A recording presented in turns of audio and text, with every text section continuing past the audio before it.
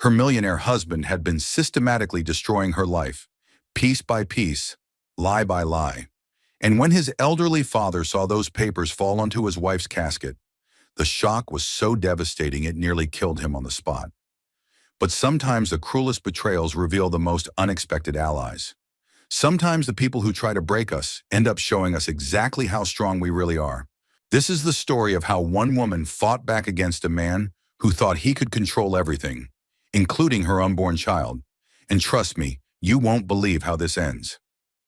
The divorce papers landed on Margaret Whitmore's casket with a soft thud. Rebecca Matthews stood 7 months pregnant in her black maternity dress, staring at the legal documents that had just fallen from her trembling hands. The funeral home's chapel fell silent except for Frank Whitmore's sharp intake of breath beside her. "What is this?" Frank whispered, his 72-year-old voice cracking as he reached for the papers scattered across his wife's mahogany casket. Becca's hands instinctively moved to protect her swollen belly. The baby kicked hard against her ribs, as if sensing the tension that suddenly filled the air, like smoke from extinguished candles. "I'm sorry," she whispered to the casket, to Margaret, to everyone watching. "I'm so sorry." The lily's overwhelming scent made her dizzy. Or maybe it was the shock. She couldn't tell anymore. Her wedding ring caught the chapel's dim lighting as she tried to steady herself against the uncomfortable wooden pew. Jonathan Whitmore stood at the back of the chapel, his expensive black suit immaculate, his face showing no emotion whatsoever. Not for his dead mother, not for his pregnant wife, not for his elderly father who was now reading the divorce petition with growing horror.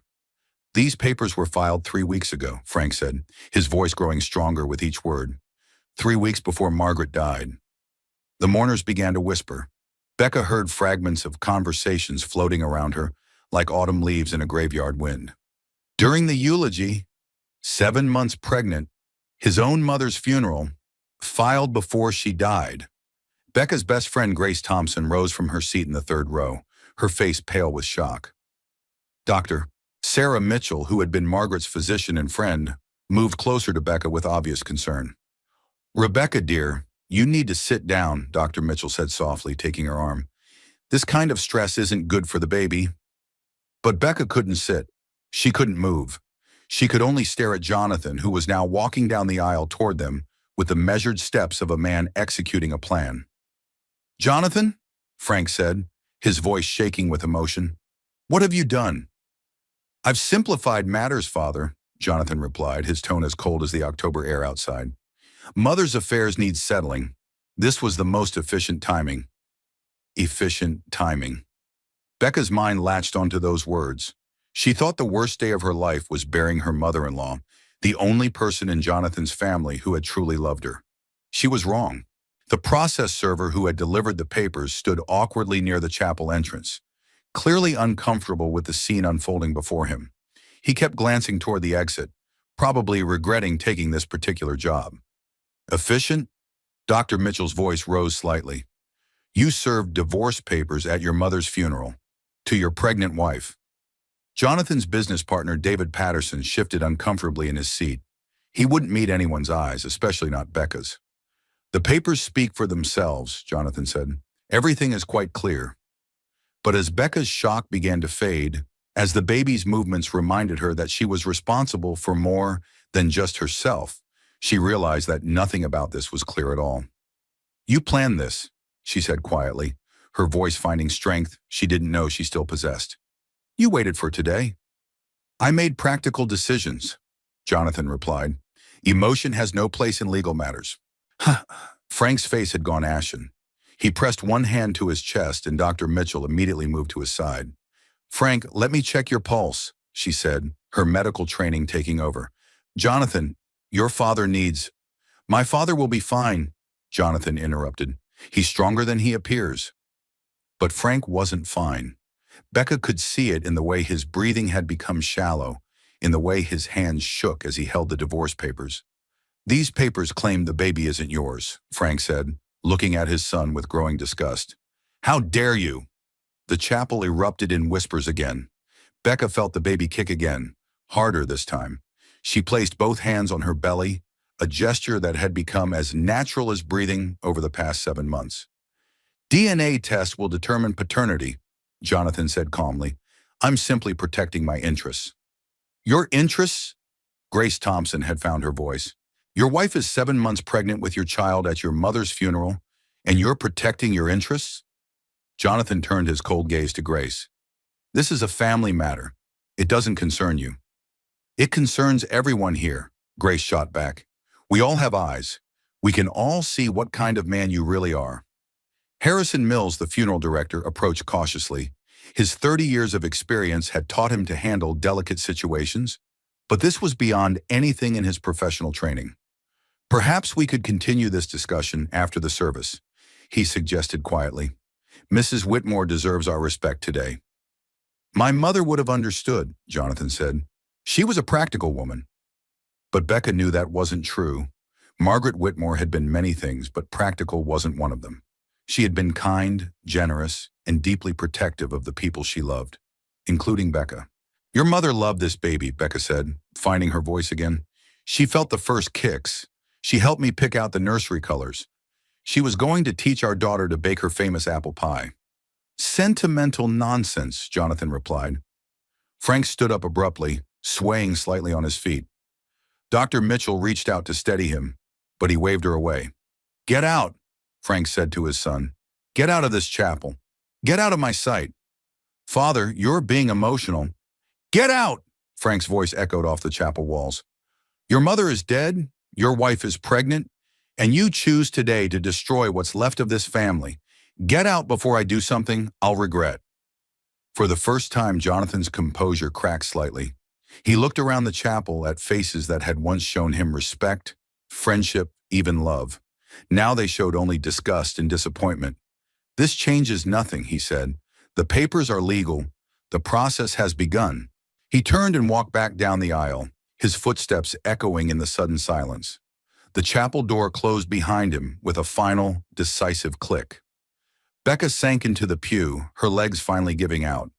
The baby seemed to sense her distress and began moving more actively, as if trying to comfort her from the inside. I need to get some air, she said quietly. I'll come with you, Grace offered. No. Becca shook her head. I need a moment alone. She walked slowly to the funeral home's restroom, her hand trailing along the wall for support. Inside, she locked the door and leaned against the cool tile wall. The baby moved again, and Becca placed both hands on her belly. It's okay, she whispered. We're going to be okay. But even as she said the words, she wondered if they were true. She had just been served divorce papers at her mother-in-law's funeral. Her husband had questioned the paternity of their child in front of everyone they knew. Her father-in-law looked like he might have a heart attack from the stress. Nothing about this was okay. But the baby kicked again, strong and sure, and Becca felt something shift inside her that had nothing to do with pregnancy. She straightened her shoulders and looked at herself in the mirror. We're going to be more than okay, she said to her reflection, and this time she believed it. When Becca returned to the chapel, the whispers stopped. Every eye in the room followed her as she walked back to her seat beside Frank, who was now holding Dr. Mitchell's hand while she checked his pulse. His blood pressure is elevated, Dr. Mitchell said quietly, but stable for now. Frank squeezed Becca's hand as she sat down. Are you all right, dear? I'm not imagining this, Becca said, surprised by the firmness in her own voice. He really is this heartless. The funeral proceeded, but the sacred atmosphere had been shattered. Mourners kept glancing toward the empty pew where Jonathan should have been sitting. The pastor, Reverend Williams, struggled to maintain the dignity of the service while navigating the obvious tension in the room. During his eulogy for Margaret, Reverend Williams spoke of her kindness, her devotion to family, her joy in simple pleasures. With each word, the contrast between mother and son became more stark. Margaret Whitmore believed that love was a choice we make every day, the Reverend said. She chose love over fear, forgiveness over resentment, generosity over selfishness. Becca closed her eyes and remembered Margaret's hands on her belly just 2 weeks ago, feeling the baby move. Margaret had tears in her eyes as she whispered, "This little one is going to have my eyes, I can feel it." The memory brought fresh tears, and Becca fumbled in her purse for tissues. That's when her fingers touched something unexpected. A small envelope with her name written in Margaret's distinctive handwriting. She opened it carefully, keeping it hidden from view. Inside was a key and a note in Margaret's shaky script. Safe deposit box at First National, box 347. I kept everything, dear. Everything. Becca's heart began to race. What had Margaret kept? And why did she feel the need to hide it? After the service, as people filed out of the chapel, David Patterson approached her hesitantly. His face was flushed, and he kept glancing around as if checking to see who might be watching. "Becca," he said quietly, "I need to talk to you." "I don't think we have anything to discuss," she replied, still angry about his silence during Jonathan's ambush. "Please, there are things you need to know." Dr. Mitchell stepped closer. "She doesn't need any more stress today, David." "This can't wait," David insisted. "Jonathan has been planning this for months. The divorce papers, the timing, even the paternity claims. It's all been calculated." Frank's face darkened. "What do you mean, planned?" David looked around the emptying chapel, then leaned closer. "He's been moving money offshore, hiding assets. He knew Margaret was dying, and he planned to use her funeral as cover because he thought it would prevent you from fighting back publicly." "He thought grief would make me weak," Becca said, understanding flooding through her. "Yes, and he thought no one would expect you to defend yourself at a funeral. He was counting on shock and shame to paralyze you." Grace moved to Becca's other side, her face fierce with protective anger. "That calculating bastard." "There's more," David said reluctantly. "The affairs. There have been multiple affairs over the past 2 years. He's been documenting everything to build a case that you're an unfit mother." The baby kicked hard, and Becca gasped. Dr. Mitchell immediately took her arm. "That's enough," Dr. Mitchell said firmly. "Rebecca needs to rest. This stress could trigger early labor." But Becca's mind was racing. Margaret's key felt heavy in her palm. The note had said she kept everything. Did that include evidence of Jonathan's affairs? His financial manipulation? "David," she said quietly, "why are you telling me this now?" He looked genuinely tormented. "Because I've been helping him, and I can't live with it anymore." The silence that followed was broken only by Frank's labored breathing. Dr. Mitchell checked his pulse again, her expression concerned. "Frank, I think we should get you to the hospital," she said. "No," Frank said firmly. "I'm not going anywhere until I understand what my son has done to this family." Harrison Mills approached with obvious reluctance. "I'm sorry to interrupt, but there are arrangements to be made for the burial, and there's been a situation." "What kind of situation?" Grace asked. "Mr. Whitmore has instructed his attorneys to freeze all of Mrs. Whitmore's accounts pending the divorce proceedings. The funeral expenses." "I'll handle it," Frank said immediately. "Every penny. Margaret was my wife of 47 years. I'll bury her properly." Becca felt a wave of gratitude toward Frank, but also a crushing realization of how trapped she was becoming. Without access to her accounts, without her own income, with a baby coming in 2 months, she was completely dependent on others. "This is what he wanted," she said quietly. "He wanted me helpless." "You're not helpless," Grace said fiercely. "You have people who love you." "But for how long?" Becca asked. "When the money runs out, when the legal bills pile up, when I'm a single mother with no resources." "Stop," Frank said firmly. "Your family. You and that baby are my family. Jonathan stopped being my son the moment he served those papers." Dr. Mitchell was still monitoring Frank's pulse. "Frank, your heart rate is irregular. Please let me take you to be checked." "After we bury Margaret," he said. "I won't leave her now." The burial service was smaller, more intimate. Jonathan didn't attend. As they stood around Margaret's grave, Becca noticed how Frank leaned heavily on his walking stick, how his breathing seemed labored in the crisp October air. The baby moved constantly now, as if responding to her elevated stress. Becca found herself talking to the child silently, promising protection she wasn't sure she could provide. As dirt was shoveled onto Margaret's casket, Becca thought about the safe deposit box key in her purse. Whatever Margaret had hidden there, it was clearly important enough to keep secret even from Frank. After the burial, as people slowly dispersed, David approached her again. "There's something else," he said, "about the company. Jonathan's been telling investors that you've been unstable, that pregnancy has affected your judgment. He's building a narrative that you're not competent to be a mother." "Based on what?" Grace demanded. Lies, David said simply, but convincing lies. He's been setting up situations to make you look bad, then documenting your reactions. Becca thought about the past few months. The times Jonathan had deliberately provoked arguments, then accused her of being irrational.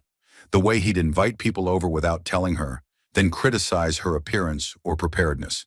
The subtle undermining that she'd attributed to stress. It was all planned, she said, the pieces falling into place. Every bit of it, David confirmed, and I helped him. I documented things. I corroborated his stories. I thought he was just protecting himself financially, but now I see what he was really doing. Frank turned to David with disgust. You helped him destroy his own family?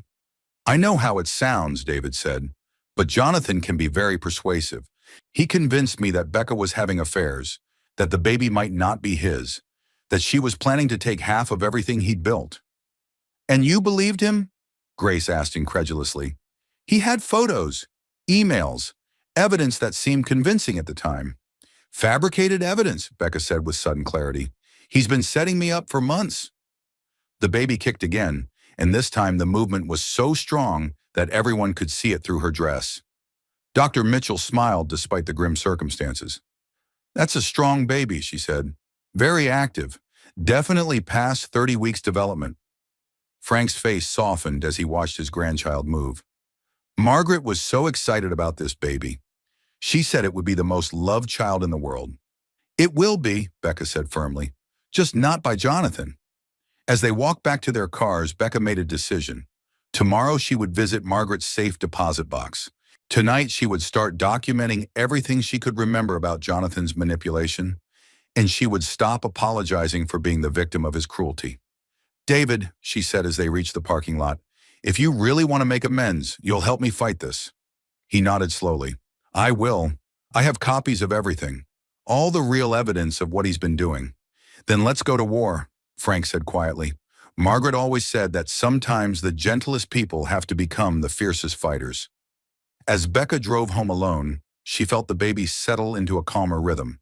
She placed one hand on her belly and spoke aloud for the first time that day. Your grandmother was right, little one. We're going to be the fiercest fighters he's ever seen. The next morning, Becca sat in her car outside First National Bank for 20 minutes before finding the courage to go inside. The safe deposit box key felt like it weighed 100 pounds in her purse. Good morning, Mrs. Whitmore, the bank manager said when she approached.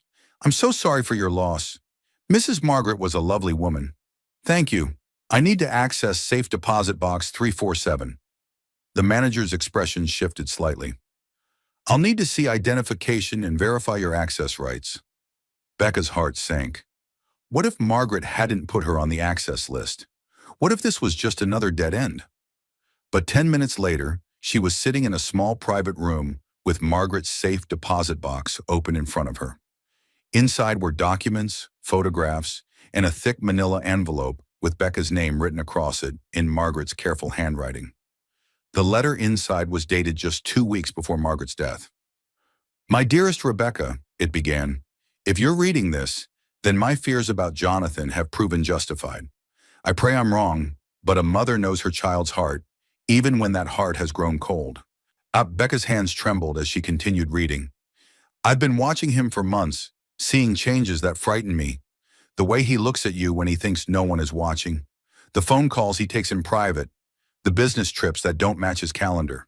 I hired a private investigator 6 months ago, and what we found broke my heart. The rest of the box contained everything Margaret had gathered. Photos of Jonathan with other women, bank records showing the offshore accounts, emails between Jonathan and David discussing their strategy to discredit her.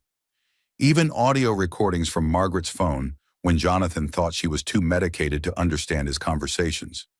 In one recording, she heard Jonathan's voice clearly. She's pregnant and emotional. The perfect time to establish that she's unfit. A few more documented incidents, and I'll have enough to claim she's unstable. David's voice responded. Are you sure about this? She seems like a good mother. She's in my way, Jonathan said coldly. The baby gives me leverage. I can claim she's unfit, get custody, and she'll have no choice but to accept whatever settlement I offer. Becca had to stop the recording. Her hands were shaking so hard she could barely hold the device. There were more recordings. Jonathan discussing his affairs with casual indifference, planning the timing of the divorce to coincide with his mother's death, even laughing about how pregnancy hormones would make Becca seem irrational to any court. The beauty of it, his voice said on one recording, is that she'll be so focused on defending herself that she won't have time to investigate what I'm really hiding. Margaret's letter continued. I've also included evidence of the company's real financial situation. Jonathan has been lying to you about the business. It's in serious trouble, which is why he's desperate to hide assets and blame you for the problems. The financial documents painted a picture of a failing company propped up by increasingly desperate measures.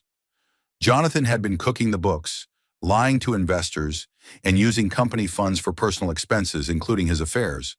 But the most damaging evidence was a contract between Jonathan and a woman named Lisa Meridian, dated 8 months ago. It wasn't just an affair, it was a business arrangement. Lisa was being paid to seduce him and help him establish grounds for divorce. Becca stared at the contract until the words blurred. Even the affairs were calculated. Even the betrayal was purchased. Her phone rang, making her jump. It was Grace. How are you holding up? Grace asked gently. I'm at the bank.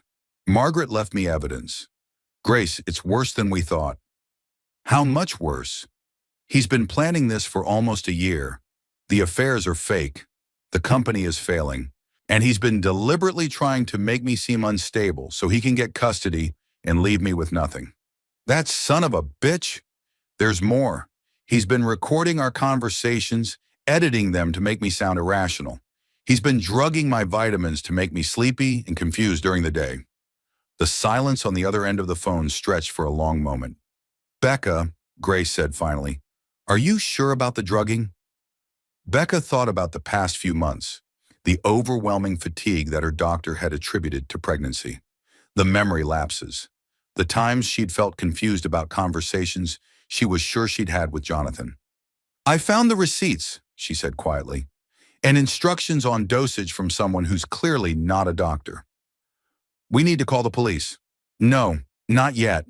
I need to copy everything first, and I need to understand exactly what he's done before I make any moves. The baby kicked, and Becca realized she'd been sitting in the bank for over an hour.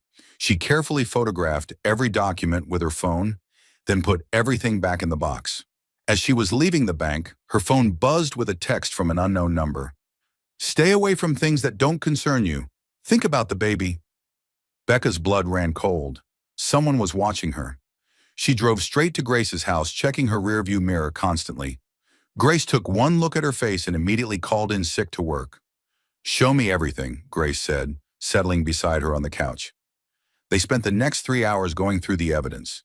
With each document, each recording, each photograph, the scope of Jonathan's betrayal became clearer. He's destroyed 3 other women this way, Grace said, studying the private investigator's report. This isn't his first time using pregnancy and divorce to manipulate someone. What happened to them? 2 settled for almost nothing rather than fight. 1 fought back and won, but it took 3 years and bankrupted her family. Becca placed her hands on her belly, feeling the baby's steady movements. I won't let him do this to our child. Our child? Grace raised an eyebrow. This baby will never be his, Becca said firmly. He gave up that right when he decided to destroy us for money. Her phone rang. Frank's name appeared on the screen. Becca, dear, are you all right? David told me Jonathan's been making calls all morning, trying to cut off your support systems. What kind of calls? He's been telling people you're having a breakdown, that the pregnancy has made you paranoid and delusional. He's even called Dr. Mitchell, suggesting that your stress levels are dangerous for the baby. Becca felt the familiar surge of panic, then forced herself to breathe deeply. He's trying to control the narrative. Exactly, but Dr. Mitchell didn't believe him. She asked to see you this afternoon, not because she's concerned about your mental state, but because she wants to document your actual condition to counter his claims. After hanging up, Becca looked at Grace with new determination. I know what I have to do, she said. I'm going to beat him at his own game. How? By being everything he says I'm not. Calm, rational, prepared, and completely in control. That afternoon, Dr. Mitchell's examination was thorough and reassuring. The baby was healthy, Becca's blood pressure was normal, and her mental state was, in Dr. Mitchell's words, remarkably stable given the circumstances. "I'm going to document everything," Dr. Mitchell said, "including my observations about your husband's behavior at the funeral. I've been a physician for 22 years, and I've never seen anything so calculated and cruel. Satron, will you testify if it comes to that? I'll do whatever is necessary to protect you and this baby." As Becca drove home that evening, she thought about Margaret's words in the letter. Sometimes the gentlest people have to become the fiercest fighters. She wasn't just fighting for herself anymore. She was fighting for her daughter, and she was going to win. The house was dark when she arrived, but she could smell Jonathan's cologne in the air. He'd been there, searching for something. Her laptop was missing from the kitchen counter where she'd left it. Her personal papers had been rifled through. Even her prenatal vitamins were gone. Becca smiled grimly as she realized what he'd been looking for. Evidence of his own crimes. Evidence that was now safely copied and hidden. She made herself a cup of tea and sat in Margaret's favorite chair by the window. The baby moved gently, and Becca spoke to her daughter for the first time by name. "Hello, Margaret Rose," she said softly. "Your grandmother left us everything we need to keep you safe."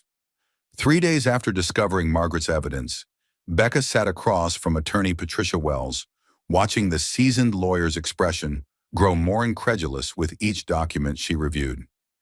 "In 30 years of family law," Patricia said, "I've never seen manipulation this systematic.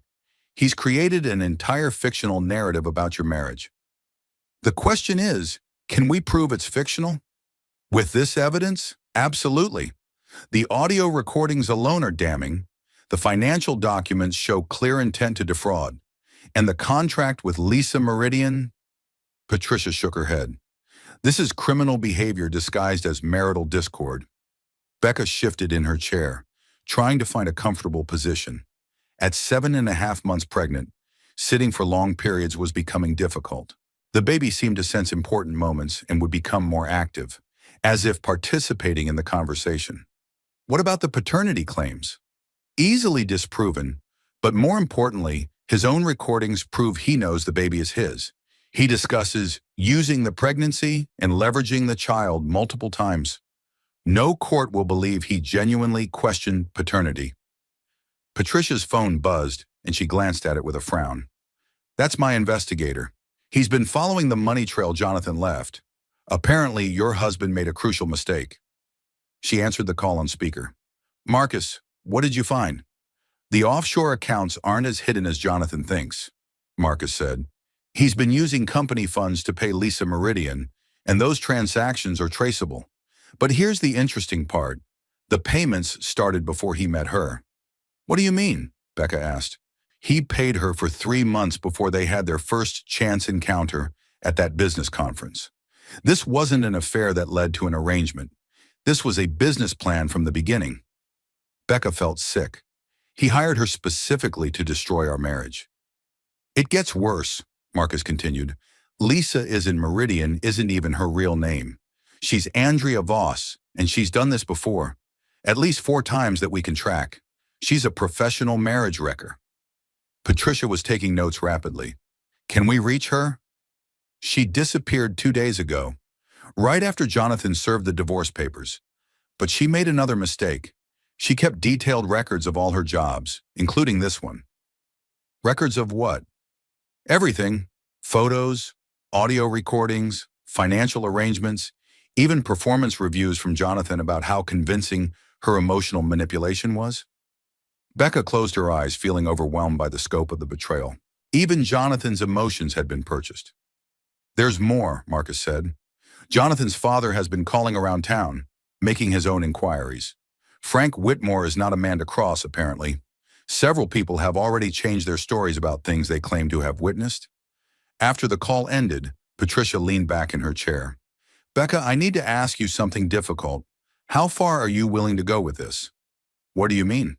"We can pursue criminal charges, fraud, identity theft, conspiracy.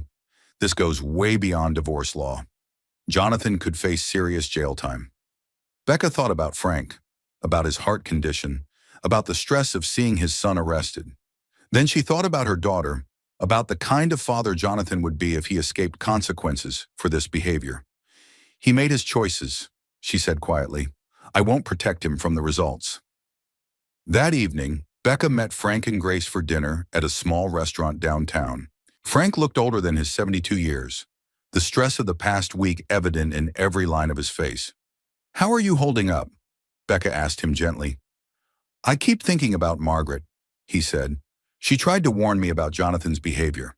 I thought she was being overprotective, seeing problems that weren't there. You couldn't have known. But I should have listened. She was frightened of him toward the end. Not physically frightened, but worried about what he was capable of doing to you and the baby. Grace reached across the table to squeeze Frank's hand. You're listening now. That's what matters. I called Jonathan today, Frank said quietly. Told him I knew about the offshore accounts, about the fake affair, about everything. Asked him to come clean and try to salvage what's left of his integrity. What did he say? Frank's expression darkened. He laughed. Said I was a sentimental old fool who didn't understand modern business. Then he told me that if I didn't support him, I'd lose access to my grandchild forever. Becca felt the baby kick hard, as if responding to Frank's pain. He threatened you? He threatened all of us. Said he had enough evidence to prove you were an unfit mother, that he'd make sure you never saw the baby except under supervised visitation. Grace's face flushed with anger. How can he say that with a straight face when he's the one who's been systematically abusing his pregnant wife? Because he believes his own lies, Becca said. I think he's convinced himself that everything he's done is justified. Frank pulled out his phone and showed them a text message from Jonathan. Choose sides carefully, old man. I control more than you think. He sent this an hour ago, Frank said, after I told him I was supporting you completely. Becca stared at the message, feeling a chill that had nothing to do with the restaurant's air conditioning. He's escalating. Patricia warned me this might happen as we get closer to court. What kind of escalation? Grace asked nervously. Desperate people do desperate things. Jonathan's entire life is built on lies, and we're about to expose all of them publicly. He has everything to lose. As if summoned by their conversation, Becca's phone began ringing. Jonathan's name appeared on the screen. Don't answer it, Grace said immediately. But Becca had a different idea. Actually, I think I should, but not alone. She gestured to Frank and Grace to stay quiet, then answered the call on speaker. Hello, Jonathan. Rebecca. His voice was cold, controlled. I think it's time we talked like adults. I'm listening. This situation has gotten out of hand. People are saying things, making accusations that aren't true. I think we should settle this quietly before it damages both of us. What kind of settlement did you have in mind? Something reasonable. You keep the house, I keep the business. We share custody of the child. Everyone walks away with their dignity intact. Becca looked at Frank, who was shaking his head vigorously. That's generous of you, she said carefully. But I'm curious about something. Why are you suddenly interested in shared custody? Yesterday you were claiming the baby wasn't yours. A pause, then. I may have been hasty about that. Emotions were running high. Emotions? At your mother's funeral? How surprising. Another pause, longer this time. Rebecca, I'm trying to be reasonable here. But if you insist on fighting this, if you bring in lawyers and investigators and make this public, you won't like the consequences. Is that a threat? It's a warning. I have resources you can't imagine. I can make your life very difficult. Frank was gesturing frantically now, pointing to his phone. He was recording the call. Well, Becca said calmly, I guess we'll see what happens in court. She hung up before Jonathan could respond. Did you get all of that? She asked Frank. Every word. And I know exactly who needs to hear it. That night, Becca sat in Margaret's chair by the window, feeling the baby's gentle movements as she planned her next steps. Tomorrow she would file a restraining order based on Jonathan's threatening phone call. She would turn over all of Margaret's evidence to both her lawyer and the district attorney, and she would stop being afraid of the man who had tried to destroy her family. Your grandmother was brave, she told the baby. She fought for us even when she was dying. Now it's our turn to fight. The baby responded with a strong kick, and Becca smiled. I'll take that as agreement, little Margaret rose. Outside, a car pulled into the driveway with its headlights off. Becca's heart began to race until she recognized Grace's vehicle. Her friend had been making surprise visits all week, checking on her safety. Grace let herself in with the spare key Becca had given her. "Any word from our friend tonight?" Grace asked, using their code for Jonathan. "He called, tried to sound reasonable while making threats. Frank recorded everything." "Good. Patricia says the more he talks, the deeper he digs his own grave." They sat together in comfortable silence, watching the moonlight filter through Margaret's lace curtains. The baby had settled into a peaceful rhythm, and Becca felt calmer than she had in weeks. "Grace," she said quietly, "do you think I'm doing the right thing? Fighting this publicly, going after criminal charges?" "I think you're doing the only thing that will keep you and that baby safe," Grace replied. "Jonathan isn't going to stop unless he's forced to stop. But Frank's heart condition, the stress on the family, Frank is tougher than he looks. And as for family, you and that baby are his family now. Jonathan made his choice when he served those papers at Margaret's funeral."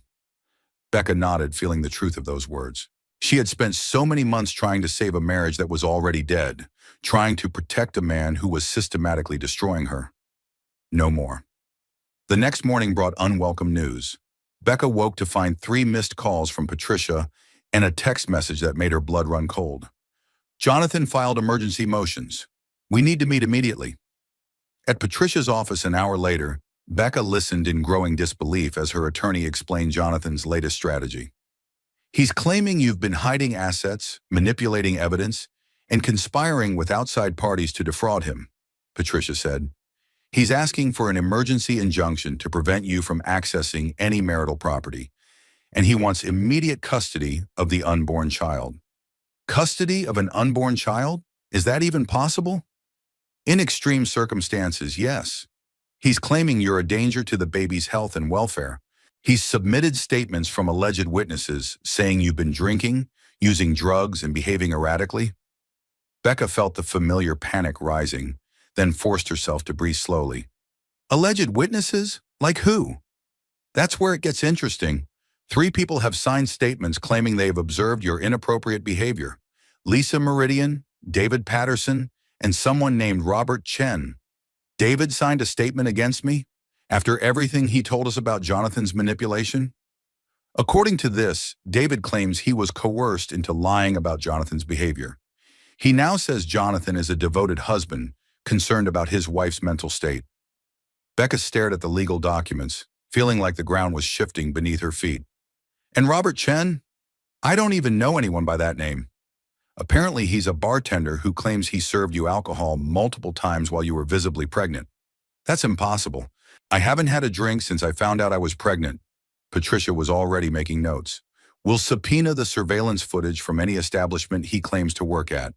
But Becca, I need you to understand something. Jonathan is playing for keeps now. He's not just trying to win the divorce, he's trying to destroy you completely." The baby kicked hard, and Becca placed her hand protectively over her belly. "What about the evidence Margaret left? The recordings, the financial documents?" "He's claiming all of that was fabricated, that you manipulated a dying woman and forged documents to support false accusations." "How can he claim the recordings are fake when they're in his own voice?" "Voice recognition technology has advanced significantly. He's arguing that you use sophisticated software to create convincing fake audio." Becca felt overwhelmed by the scope of Jonathan's accusations. He wasn't just lying about her behavior. He was systematically attacking every piece of evidence they had. "What about Frank? Surely Jonathan can't claim his own father is lying." "Actually, he is. Jonathan's filing claims that Frank is suffering from early dementia and that you've been manipulating him against his own son." The cruelty of that accusation took Becca's breath away. Frank is 72, not 92, and his mind is sharp as ever.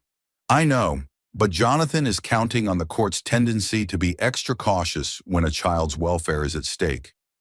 If he can create enough doubt about the evidence, enough confusion about the facts, the court might err on the side of protecting the baby by giving him temporary custody." Becca's phone rang. Frank's name appeared on the screen. "Frank, Patricia's here with me. Can I put you on speaker?" "Please do." Becca, I've just heard from my attorney about Jonathan's latest filing. I want you to know that I'm prepared to submit to any medical examination they want. Cognitive tests, psychological evaluation, whatever it takes to prove my mental competency. Frank, you shouldn't have to. Yes, I should. This is my fault for not seeing what my son was becoming years ago. I won't let him use my age as a weapon against you. Patricia leaned forward. Frank, there's something else. Jonathan's also filed a motion claiming that your recent heart episodes are evidence that the stress of supporting Becca is literally killing you. He's arguing that you're being manipulated against your own health interests. The silence on the phone stretched for a long moment. That calculating bastard, Frank finally said. He's using my love for Margaret and this baby as evidence against both of us. There's more, Patricia continued reluctantly. He's claiming that your support of Becca is evidence of your compromised judgment, that a rational person would see through her manipulations. What about Dr. Mitchell? Becca asked. She examined me. She can testify about my actual mental state. Jonathan's already ahead of us there. He's filed a complaint with the medical board claiming that Dr. Mitchell has an inappropriate personal relationship with you that compromises her professional judgment. Becca felt like she was drowning in accusations and legal maneuvers. Every ally was being attacked. Every piece of evidence was being disputed. Every relationship was being twisted into something sinister. How is this legal? She asked. How can he just lie about everything and everyone? Because the legal system is designed to be cautious about children's welfare, Patricia explained. Courts would rather make a mistake that protects a child than one that endangers them. Jonathan knows this, and he's exploiting it. So what do? We fight back with the truth. But Becca, I need to warn you. This is going to get much worse before it gets better. Jonathan has declared war, and he's not going to stop until one of you is completely destroyed. That afternoon, Becca sat in her car outside the courthouse, where the emergency hearing would be held the next day. She watched lawyers and litigants hurrying up the steps, briefcases in hand, and wondered how many of them were fighting for their children's lives. Her phone buzzed with a text from Grace. Heading to your house now. Don't be alone tonight. Another text, this one from an unknown number. Last chance to be reasonable. Settle tonight or face the consequences tomorrow. Becca screenshotted the message and forwarded it to Patricia. Jonathan was still trying to control her through fear and intimidation. A third text from David. I'm sorry, I had no choice. He has evidence that could destroy my family too.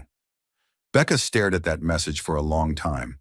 David had seemed genuinely remorseful about his role in Jonathan's plan, but apparently his conscience had limits when his own family was threatened.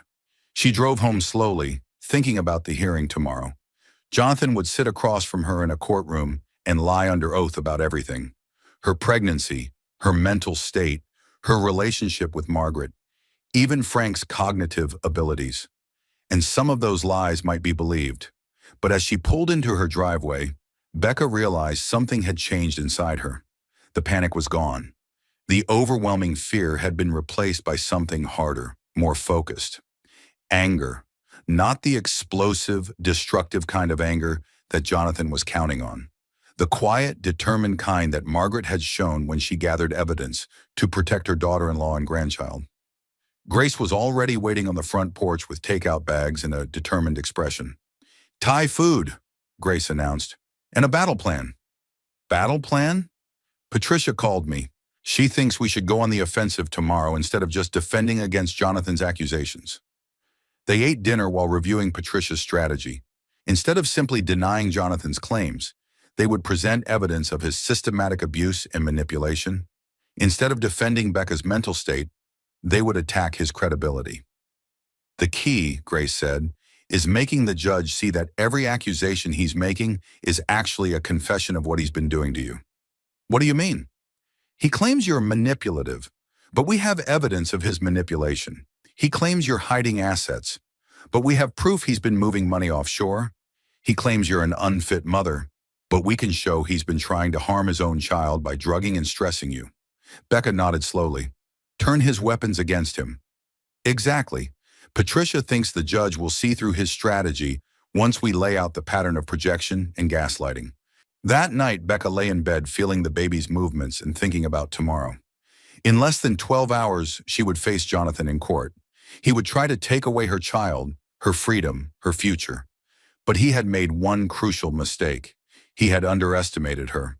And he had definitely underestimated Margaret Whitmore's determination to protect her granddaughter, even from beyond the grave. "Tomorrow we fight, little one," Becca whispered to her belly, "and we're going to win." The courthouse was busier than Becca had expected. She sat beside Patricia in the gallery, watching other families navigate their own legal battles while they waited for their case to be called.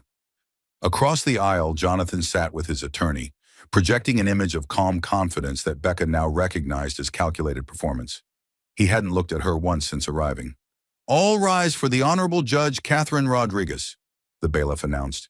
Judge Rodriguez was a woman in her early 50s, with steel gray hair and the no-nonsense demeanor of someone who had seen every trick in the family court playbook. Becca felt a flicker of hope that this judge wouldn't be easily manipulated. "This is an emergency hearing regarding temporary custody and asset protection in the matter of Whitmore versus Whitmore," Judge Rodriguez said, settling behind the bench.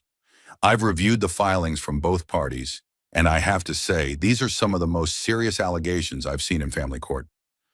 Jonathan's attorney, Harrison Blake, rose first. Blake was everything Becca had expected. Expensive suit, silver hair, the kind of polished confidence that came from winning cases through intimidation rather than truth. "Your Honor, my client is deeply concerned about his wife's deteriorating mental state and its impact on their unborn child," Blake began. "We have multiple witnesses who can testify to erratic behavior, substance abuse, and financial manipulation." Judge Rodriguez consulted her notes. "Mr. Blake, I see your client served divorce papers at his mother's funeral. Can you explain how that demonstrates concern for his wife's mental state?" Blake barely missed a beat.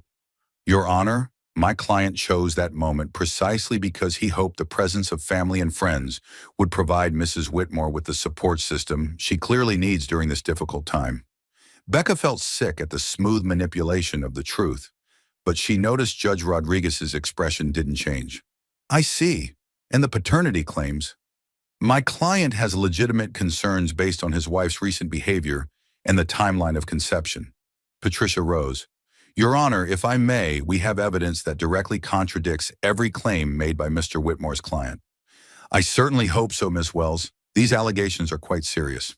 What followed was the most surreal hour of Becca's life. Blake presented witness statements painting her as an unstable, manipulative woman who had somehow convinced a dying elderly woman to fabricate evidence against her devoted son.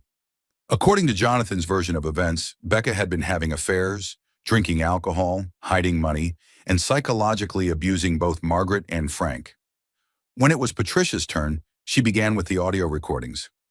"Your Honor, I'd like to play a conversation between Mr. Whitmore and his business partner, recorded by Mr. Whitmore's own mother just 2 weeks before her death." Jonathan's voice filled the courtroom. "She's pregnant and emotional. The perfect time to establish that she's unfit.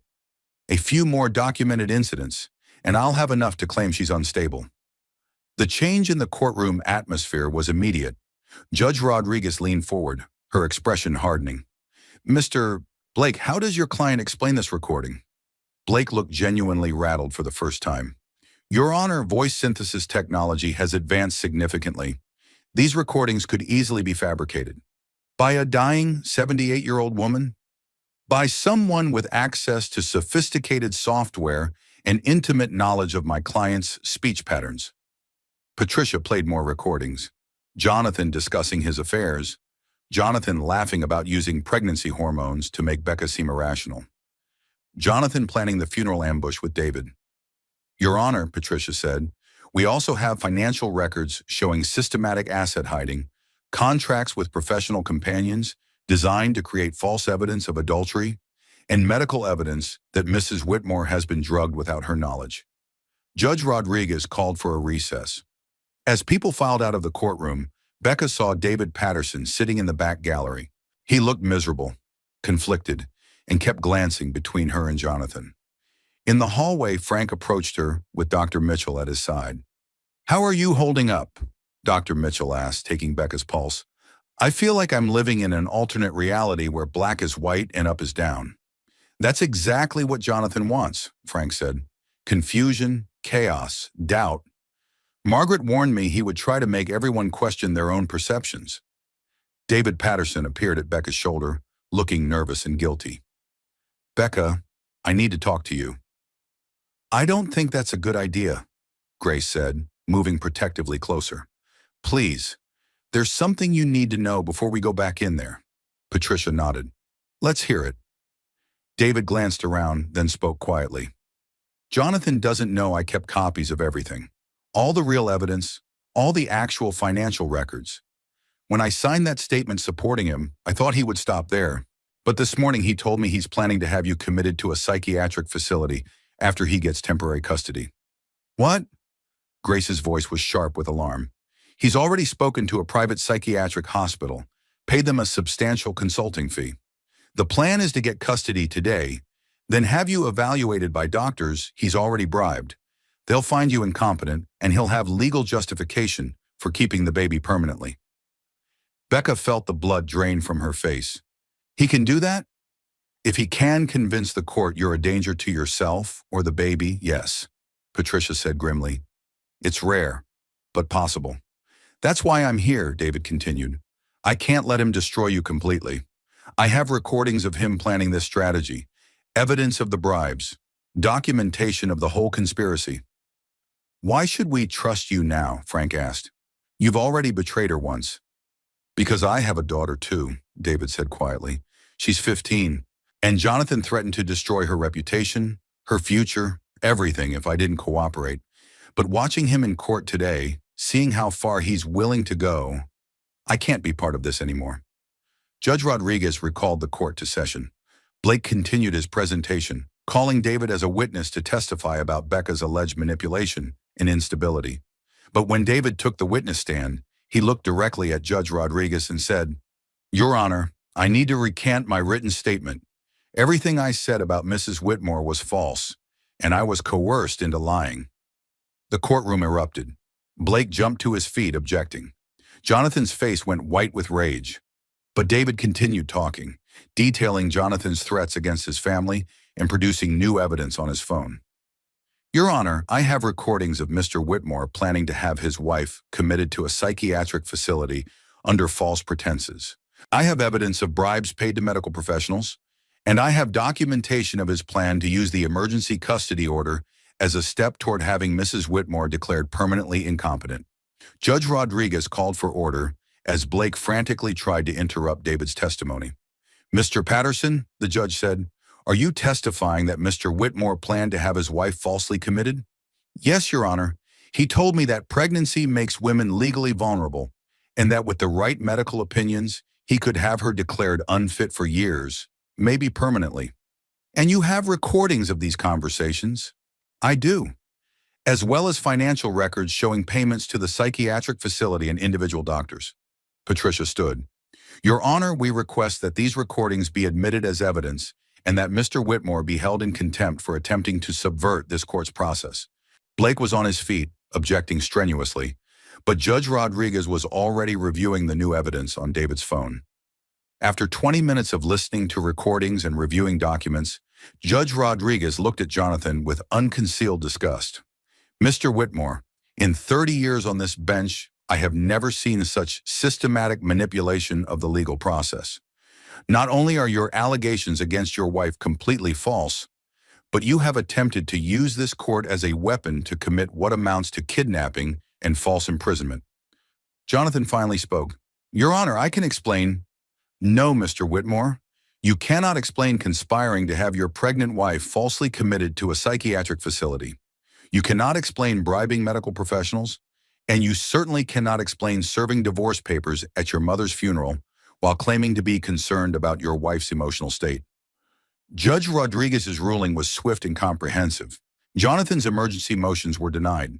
Becca was granted a restraining order against him, and the judge ordered an immediate investigation into possible criminal charges.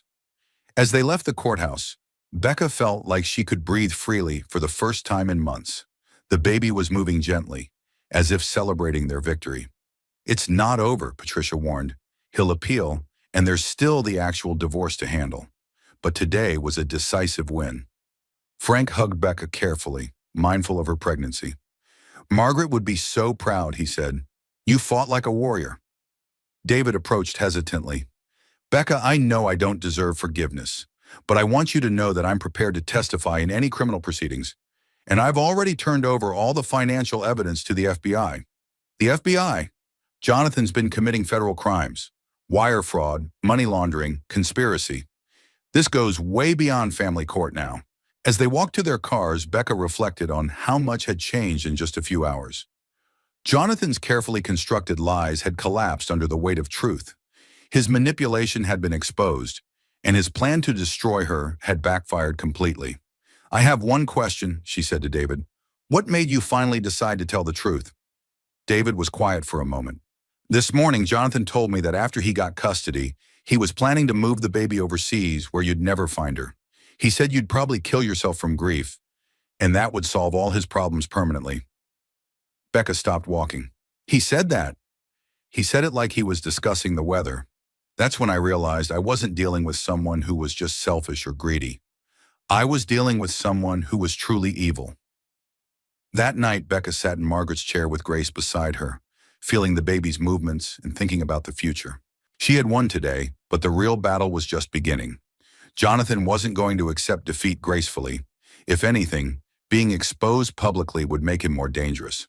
But for the first time since this nightmare began, Becca felt like she had allies, resources, and most importantly, the truth on her side. One more month, she told the baby. One more month, and then we'll be safe. She hoped that was true. 2 weeks after the courthouse victory, Becca woke at 3 a.m. to the sound of someone trying to open her front door. Her 8-month pregnant body moved slowly as she reached for her phone, but by the time she got to the window, whoever it was had disappeared. The police found scratches around the lock, but no other evidence. No fingerprints, no witnesses, no security camera footage. Just the unmistakable message that someone wanted her to know she wasn't safe. You can't stay here alone anymore, Grace said the next morning, pacing around Becca's living room like a protective mother bear. This is the third incident this week. The incidents had started small. Missing mail, moved garden furniture, a car that followed her for several blocks before disappearing. Each one was minor enough to be explained as coincidence, but together they painted a clear picture of systematic intimidation. I won't be driven out of my own home, Becca said, though her voice lacked conviction. The truth was, she was exhausted. The stress of constant vigilance while 8 months pregnant was taking its toll. Dr. Mitchell had been monitoring her blood pressure daily. The readings were concerning, but not dangerous yet. Still, everyone was walking on eggshells, afraid that too much stress might trigger premature labor. What about Frank's house? Grace suggested. It has better security, and he's lonely since Margaret died. I've already suggested that, Frank said, entering the living room with grocery bags. He'd taken to doing Becca's shopping after she'd found her car tires slashed in the supermarket parking lot. She's as stubborn as her mother-in-law was. The mention of Margaret brought a familiar ache. Becca missed her mother-in-law's steadying presence, her practical wisdom, her fierce protectiveness. Margaret would have known what to do about the harassment campaign. I keep thinking about what David said, Becca admitted, about Jonathan planning to move the baby overseas. What if he's not planning to wait for the legal process to play out? The silence that followed was heavy with unspoken fears. They all knew Jonathan was getting desperate. His assets had been frozen pending investigation. His business partners were distancing themselves. Former friends were revealing their true opinions about his character. A man with everything to lose was capable of anything. I talked to Patricia yesterday, Grace said carefully. She thinks we should consider a safe house. Somewhere he can't find you until after the baby is born. Run and hide? That's not who I am. It's not running, Frank said gently. It's being strategic. You have to think about the baby now. As if responding to his words, the baby kicked hard against Becca's ribs. She was running out of room in there, and every movement was becoming more pronounced. Dr. Mitchell estimated 2 more weeks until delivery, maybe 3. He wins if I disappear, Becca said. The whole point of this harassment is to make me look unstable, unreliable. If I suddenly go into hiding, it supports his narrative. Her phone rang. Patricia's name appeared on the screen. Becca, I have news. Jonathan's been arrested. Arrested? For what? Federal charges. Wire fraud, money laundering, conspiracy to commit fraud. The FBI raided his office this morning and found evidence of embezzlement going back 3 years. Becca felt relief wash over her like a warm bath. How long will they hold him? That depends on bail, but given the scope of the charges and his access to offshore accounts, they're arguing he's a flight risk. Could be weeks, maybe months before trial. After hanging up, Becca shared the news with Frank and Grace. Frank looked relieved but not surprised. "I've been waiting for this," he said. "Jonathan's been stealing from his own investors for years. I just couldn't prove it." "You knew." "I suspected, but he's my son, and I kept hoping I was wrong." Frank's voice was heavy with regret. "I should have acted sooner." That afternoon, Becca allowed herself to relax for the first time in weeks. She took a bath, read a book, even napped in Margaret's chair by the window. The baby seemed to sense her calm and moved more gently, as if also relieved by Jonathan's absence. But the peace didn't last. At 6 o'clock, Patricia called with an update that sent Becca's blood pressure soaring again. Jonathan made bail, a $2 million bond posted by someone using an offshore account. He's out, but with restrictions. Electronic monitoring, surrender of passport, no contact orders. "Who posted his bail?" "We're investigating, but it looks like money from one of his hidden accounts. Apparently he had resources even we didn't know about." The harassment resumed that night. Not physical intimidation this time, but something worse. Someone had accessed Becca's social media accounts and posted messages claiming she was having a mental breakdown. Fake photos showed her allegedly drinking alcohol while pregnant. Fabricated conversations suggested she was planning to harm the baby. By morning, the posts had been shared hundreds of times. Becca's phone was flooded with concerned calls from acquaintances, angry messages from strangers, and reporters asking for comments about her crisis. "This is sophisticated," Grace said, scrolling through the fake posts. "Professional-level digital manipulation." "Jonathan doesn't have these skills," Becca said, feeling overwhelmed by the scope of the attack. "No, but he has money to hire people who do." Frank appeared in the doorway, his face grim. "Turn on the local news." The television showed a reporter standing outside Becca's house. Sources close to the family say Rebecca Whitmore has been struggling with depression and substance abuse throughout her pregnancy. Her husband, recently released on bail for unrelated federal charges, is reportedly seeking emergency intervention to protect their unborn child. "Unrelated charges?" Grace shouted at the television. "Unrelated."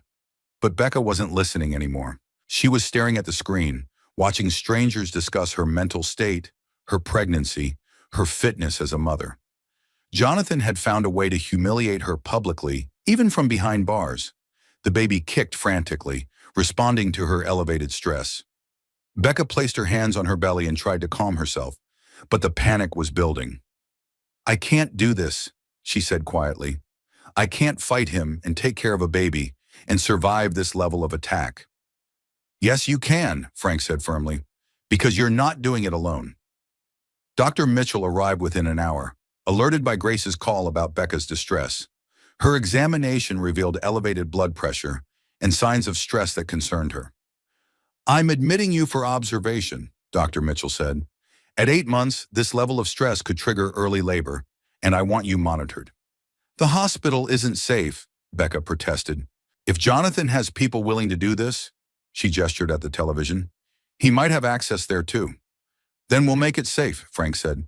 "Private room, security guard, restricted access, whatever it takes." That evening, as Becca lay in a hospital bed connected to monitors that tracked both her vital signs and the baby's, she felt the crushing weight of isolation. She was surrounded by people who loved her, but she was fighting a battle that felt impossible to win. Jonathan had unlimited resources, no moral constraints, and a willingness to destroy anyone who stood in his way. She was 8 months pregnant, emotionally exhausted, and running out of options. "Maybe I should just leave," she said to Grace, who was keeping her company during visiting hours. "Take the baby and disappear. Start over somewhere he can't find us. And spend the rest of your life looking over your shoulder? That's not living, Becca. That's just existing." "But what's the alternative? He's never going to stop. Even if he goes to prison, he'll find ways to hurt us." Grace was quiet for a long moment.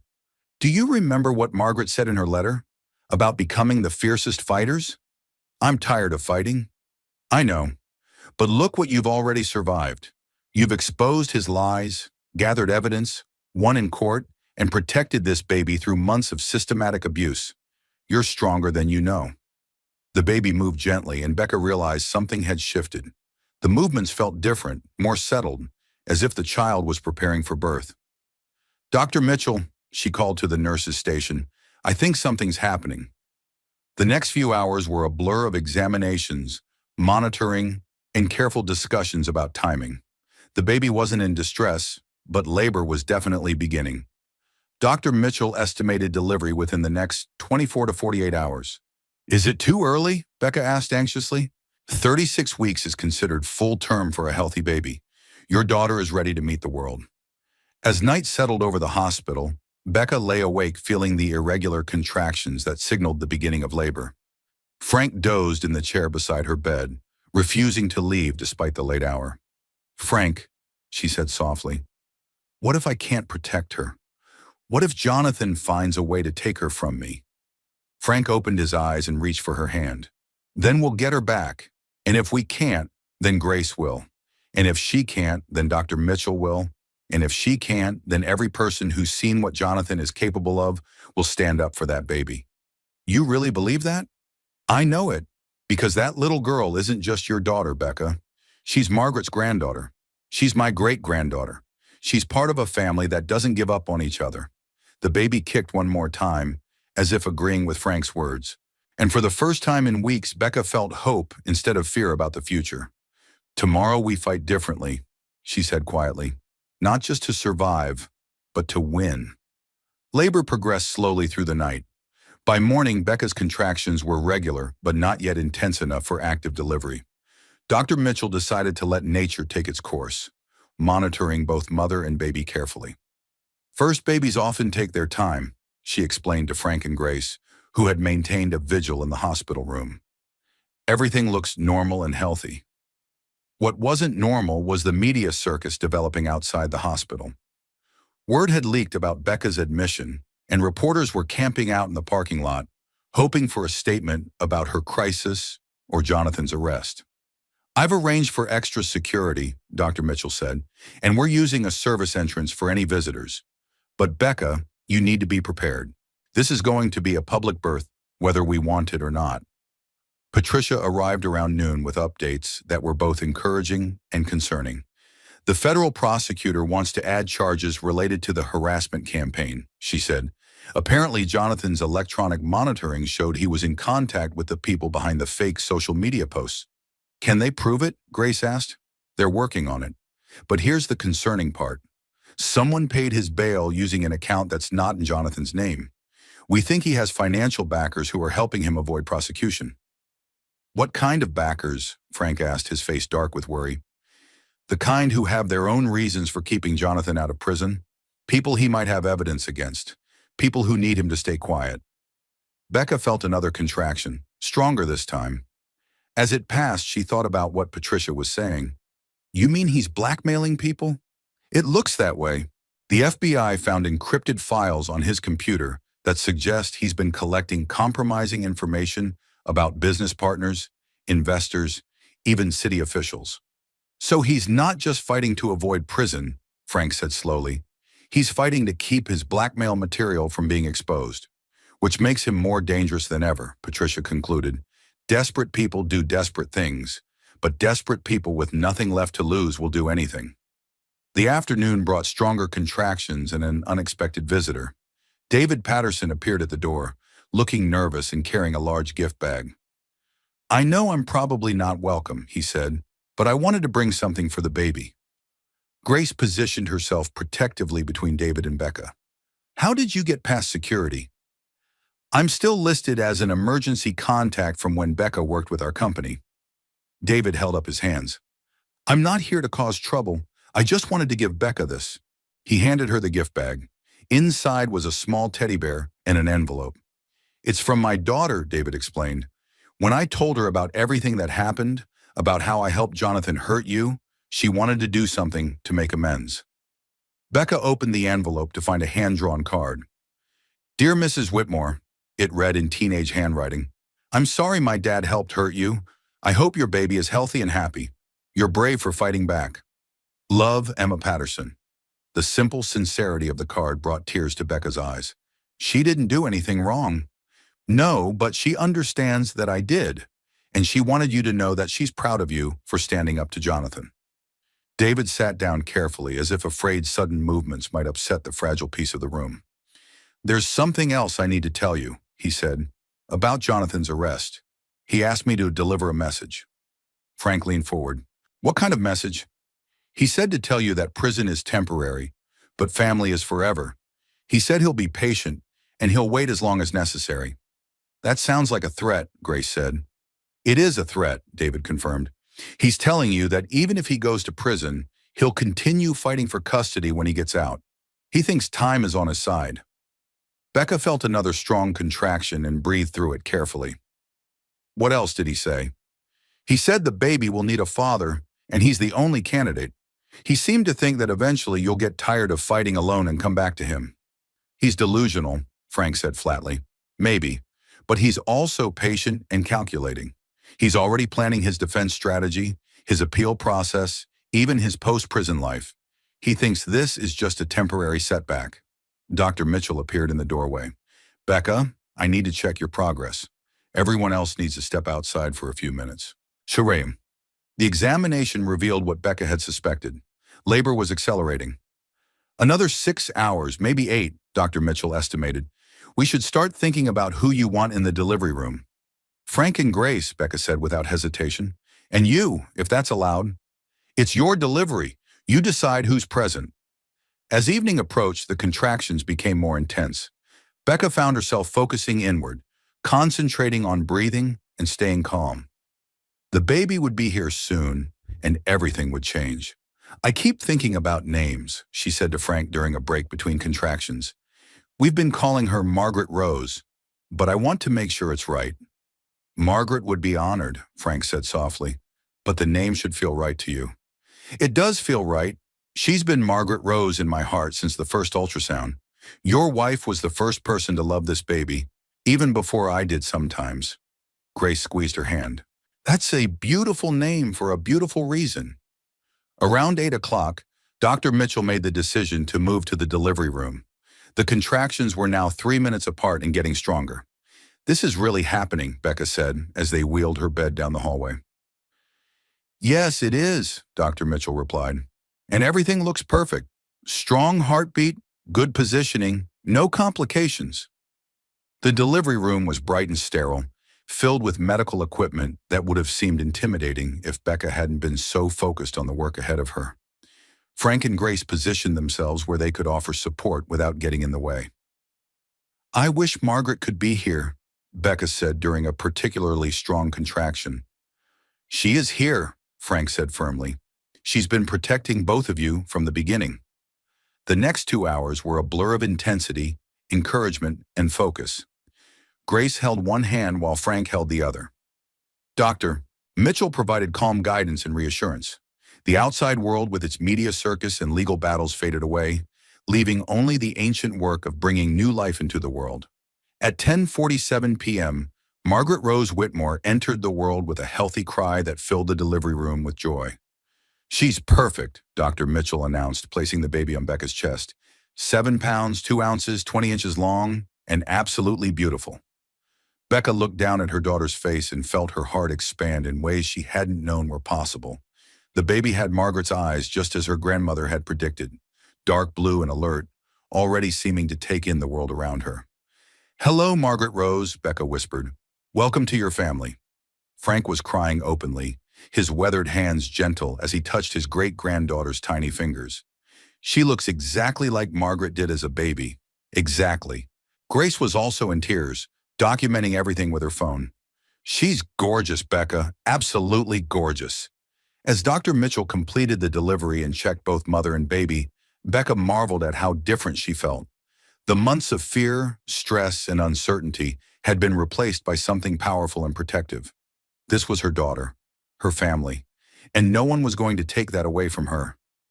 Dr. Mitchell, she said quietly, what do we need to do about Jonathan? About protecting her? For now, nothing. He's in federal custody, and even if he makes bail again, he has no legal claim to a baby born during his incarceration. We have time to establish routines, get legal protections in place, and make sure you're both safe. An hour later, Becca sat in a recovery room holding Margaret Rose and feeling more at peace than she had in months. The baby nursed naturally, her tiny hand grasping Becca's finger with surprising strength. "She's a fighter," Grace observed. "Look at that grip." "She gets it from her mother," Frank said, "and her great-grandmother." Patricia arrived around midnight with flowers and an update that made everyone smile. "Jonathan's bail has been revoked," she announced. "The electronic monitoring showed he violated the no-contact order by directing the social media attacks. He's back in custody, and this time the judge said no bail pending trial." "How long could the trial take?" Becca asked. "Federal cases move slowly, probably 6 months to a year, and given the evidence, he's looking at serious prison time, 5 to 10 years, maybe more if they can prove the blackmail allegations." Becca looked down at Margaret Rose, who was sleeping peacefully in her arms. "She'll be walking by the time he gets out." "If he gets out," Patricia said, "the prosecution is confident about their case."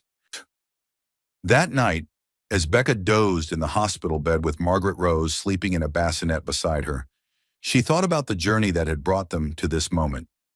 6 months ago, she had been trapped in a marriage she didn't understand, pregnant and vulnerable, with no idea of the man her husband really was. Now she was a mother, with a daughter she would protect with her life, surrounded by people who truly cared about both of them. Jonathan's cruelty had backfired completely. Instead of isolating her, it had revealed her real family. "We did it, little one," she whispered to the sleeping baby. "We survived, and now we get to live." Frank had fallen asleep in the chair beside her bed, refusing to go home despite his age and the late hour. Grace had finally left around 2 a.m., promising to return first thing in the morning with coffee and baby clothes. In the quiet darkness of the hospital room, Becca felt something she hadn't experienced in months: hope for the future. Margaret Rose would grow up knowing she was loved, protected, and valued. She would never doubt her worth or question her reality the way Becca had been forced to do. "Your daddy made a lot of mistakes," Becca told the baby softly. "But his biggest mistake was underestimating how much we're loved by people who matter."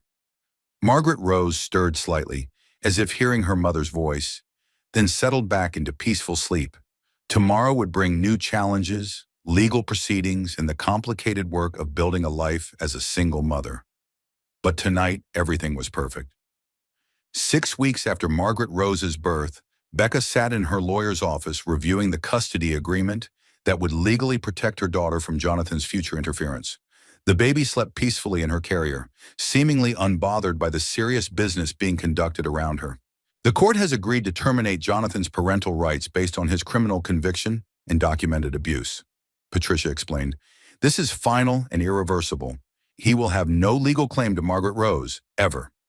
Frank, who had insisted on being present for this meeting, squeezed Becca's hand. Margaret would be so relieved. The past 6 weeks had been a period of unexpected peace and healing.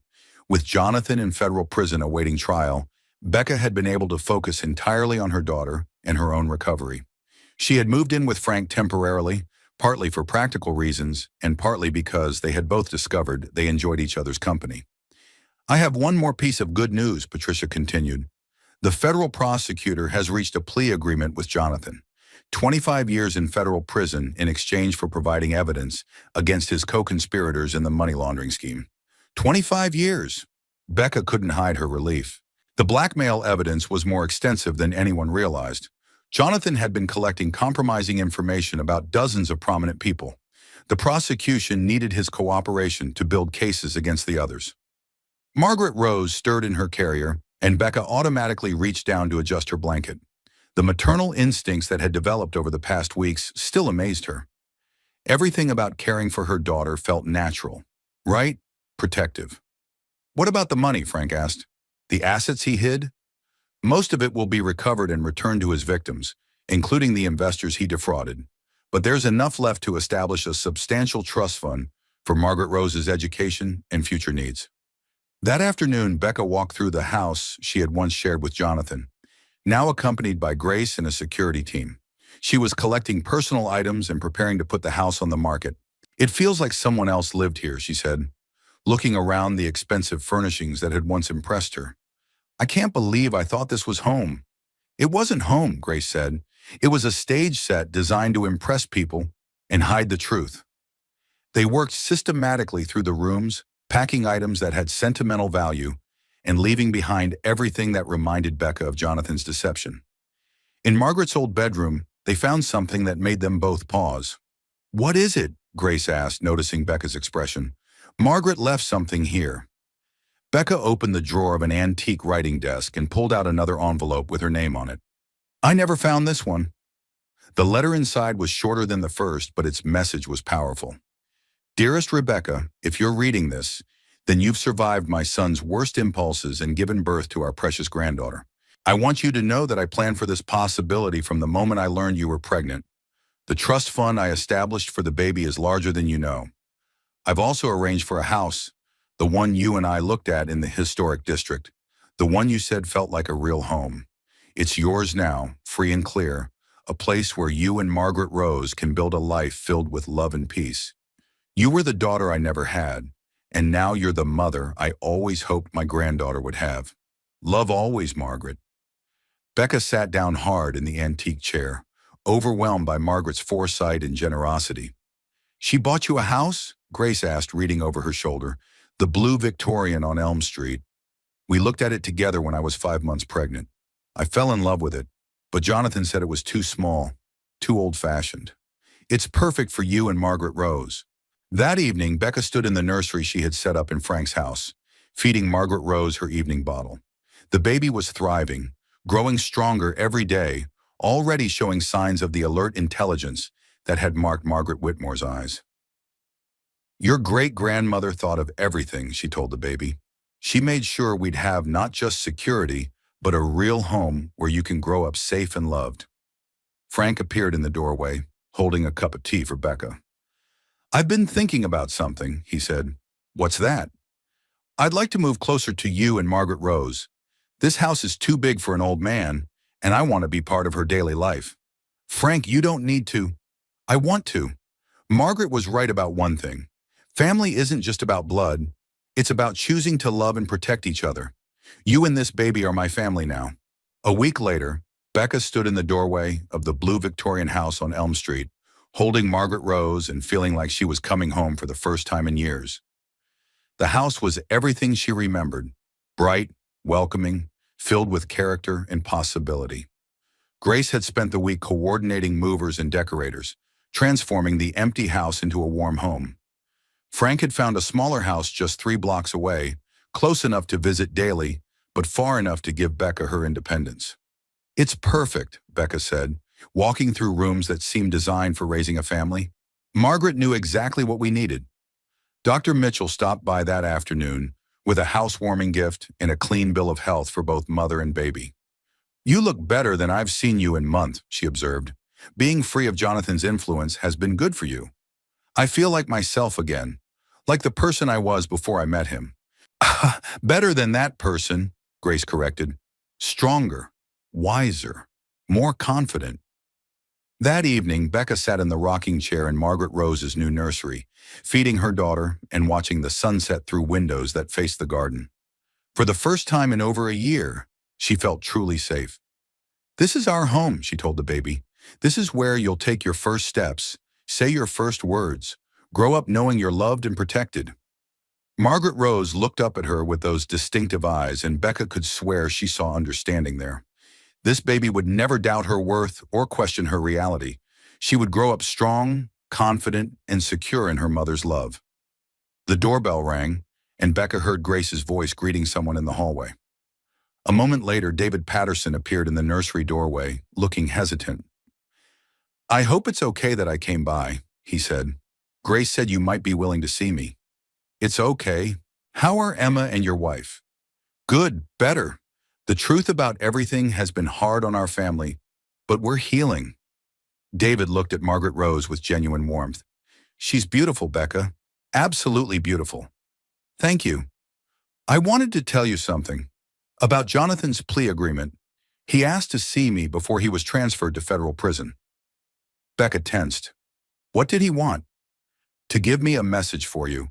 He said he hopes you'll bring Margaret Rose to visit him someday. He said every child deserves to know their father. The audacity of the request took Becca's breath away. What did you tell him? I told him that Margaret Rose already has everything she needs. A mother who loves her, a great-grandfather who adores her, and a family that will always protect her. I told him that some people forfeit their right to be called a father. Becca felt tears building, but they were tears of gratitude rather than sadness. Thank you for saying that. It's the truth. And Becca, I want you to know that if Jonathan ever gets out, if he ever tries to contact you or Margaret Rose, there are a lot of people who will stand in his way. Not just legally, but personally. After David left, Becca finished feeding Margaret Rose and carried her to the window that overlooked the garden.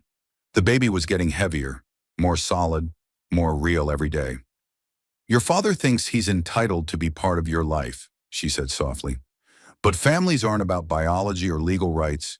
They're about love, protection, and showing up every day. Frank's voice came from downstairs. Becca, Dr. Mitchell left some papers for you. She carried Margaret Rose downstairs to find Frank and Grace sitting at the kitchen table with serious expressions. What kind of papers? She asked. Adoption papers, Grace said quietly. Dr. Mitchell thinks you should consider allowing Frank to formally adopt Margaret Rose. What would that accomplish? It would give her another layer of legal protection, Frank explained, and it would formalize what's already true. I love this baby like she's my own granddaughter. I want to have legal standing to protect her if anything ever happens to you. Becca looked down at Margaret Rose, who was studying Frank's face with obvious recognition and affection. The baby had bonded with her great-grandfather immediately, always calming when he held her, always watching for his voice. You want to be her legal grandfather? I want to be whatever gives her the most protection and love. Margaret Rose is the best thing to come out of this whole nightmare. She deserves every advantage we can give her. That night, as Becca tucked Margaret Rose into her crib in their new home, she thought about the family they had built from the ashes of Jonathan's destruction. Not the family she had planned or expected, but the family they needed.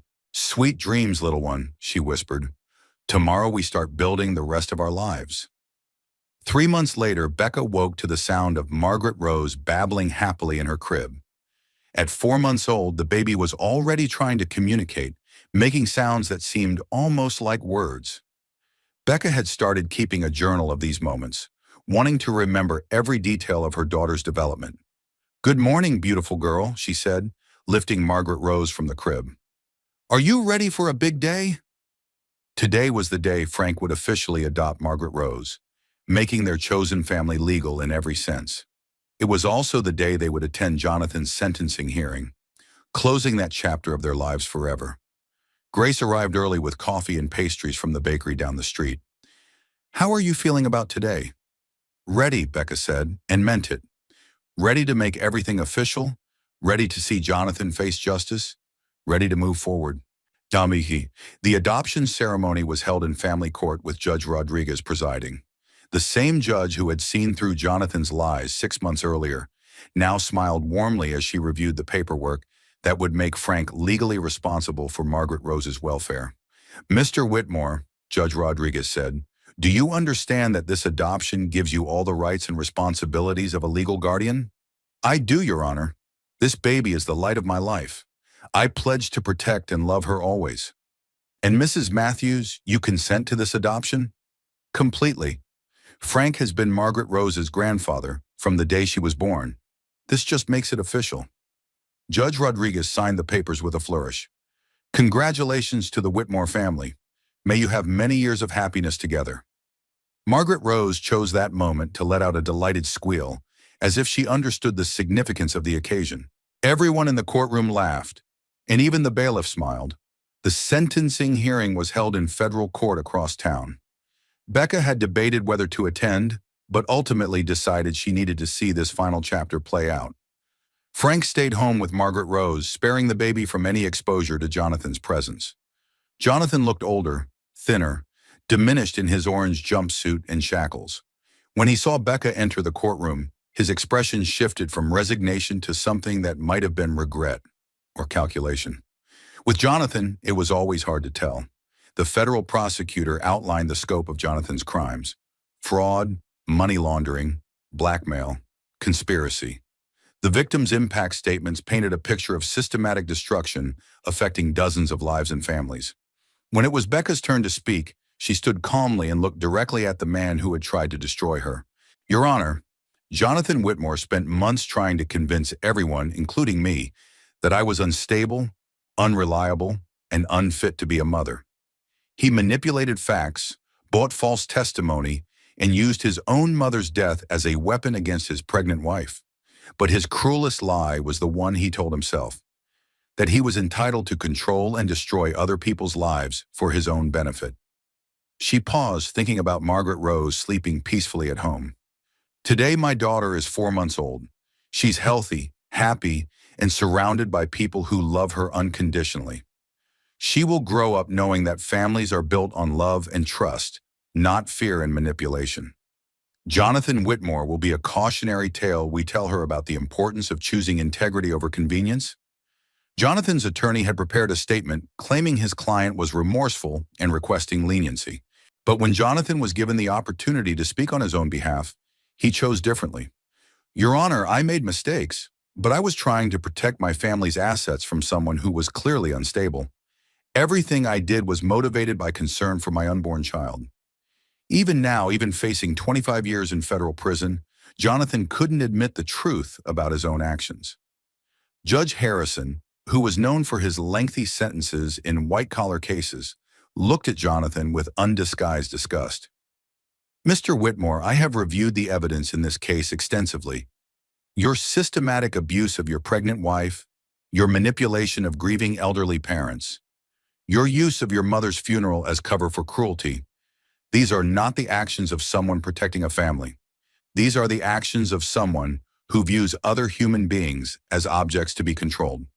The sentence was 30 years in federal prison with no possibility of parole for 25 years. Jonathan would be 72 years old before he could even hope for release. As the guards led Jonathan away, he looked back at Becca one last time. She met his gaze steadily, feeling neither triumph nor sympathy, only relief that this chapter was finally closed. Outside the courthouse, Patricia provided the final details about the asset recovery and trust fund arrangements.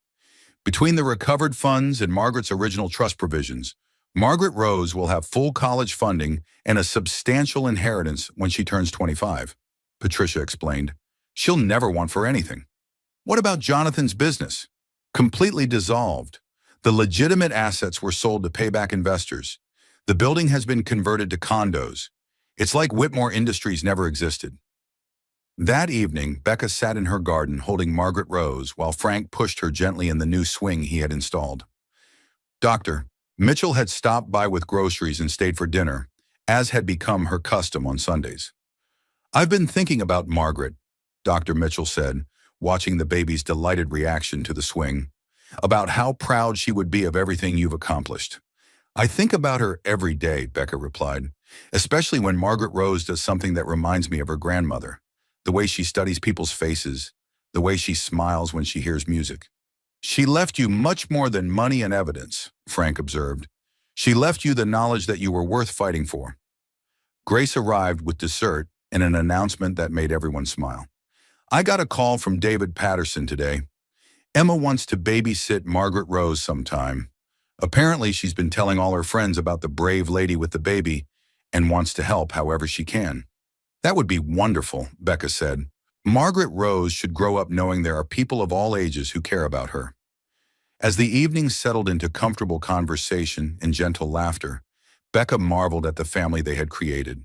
Not blood relations, but chosen family bound together by love, loyalty, and shared commitment to protecting Margaret Rose. I have something to tell you all, she said when the conversation lulled. I've been thinking about going back to school, getting my degree in social work. That's a wonderful idea, Dr. Mitchell said. You have personal experience with domestic abuse and manipulation that could help other women. I want Margaret Rose to grow up seeing that we use our experiences to help others, not just to protect ourselves. Frank nodded approvingly. Margaret always said that surviving something difficult was only half the battle. The other half was using what you learned to make things better for other people. Later that night, after everyone had gone home, Becca sat in the rocking chair in Margaret Rose's nursery, feeding her daughter her bedtime bottle. The baby's eyes were heavy with sleep, but she seemed reluctant to let go of the day. "Today was important, little one," Becca said softly. "Today we made sure you'll always be protected and loved, no matter what happens. Grandpa Frank is officially your family now, and your daddy can never hurt either of us again." Margaret Rose's eyes drifted closed, and her breathing settled into the peaceful rhythm of sleep. Becca continued rocking gently, thinking about the future they would build together. "Your great-grandmother Margaret was right about something," she whispered. "The gentlest people sometimes have to become the fiercest fighters. But once the fighting is over, we get to go back to being gentle. We get to choose love over fear, hope over anger, family over blood." She placed Margaret Rose in her crib and stood watching her sleep for a few minutes. Tomorrow would bring new challenges, new opportunities, and the daily joys of raising a daughter who would never doubt her worth. But tonight, everything was perfect. They were safe, they were loved, and they were home. Becca walked to the window and looked out at the garden, where she planned to teach Margaret Rose to plant flowers, to appreciate beauty, to understand that growth requires both sunshine and rain. "Thank you, Margaret," she said quietly to the stars, "for seeing what I couldn't see, for fighting when I couldn't fight, and for making sure your granddaughter would grow up knowing what real love looks like." A gentle breeze moved through the garden, rustling the leaves of the oak tree that shaded Margaret Rose's window. For just a moment, Becca could swear she felt Margaret's presence, approving and protective. "Sweet dreams, little Margaret Rose," she whispered. "Tomorrow we start building the rest of our beautiful life." And in her crib, surrounded by love and protection, Margaret Rose Whitmore slept peacefully, dreaming whatever dreams 4-month-old babies dream about, probably milk and warm arms, and the sound of voices that meant safety and love. The story that had begun with cruelty and betrayal at a funeral had ended with love and family in a nursery. Margaret Whitmore's legacy lived on in her granddaughter's peaceful sleep and her chosen daughter's quiet strength. Some stories end with revenge. The best ones end with redemption, renewal, and the promise of love that will outlast any cruelty the world can offer. This was one of the best ones. If Rebecca's story moved you, if it reminded you that even in our darkest moments we're stronger than we know, I'd love to hear from you in the comments below. Have you ever had to fight for what was right when everyone else told you to just give up? Share your thoughts, because your story might be exactly what someone else needs to hear today. And if you enjoyed this story, please hit that like button to help other people find it. Stories like Rebecca's need to be told, because somewhere out there, someone is going through their own version of this nightmare and needs to know they're not alone. Don't forget to subscribe and hit the notification bell so you never miss a story. I share real-life inspired tales every week about people who found the courage to fight back, to start over, to choose love over fear. Because sometimes the best stories aren't the ones with perfect families or easy endings. Sometimes the best stories are about ordinary people who discover they're extraordinary when it matters most. Until next time, remember that you're stronger than you know, and you deserve better than anyone who tries to make you forget that. Thank you for listening.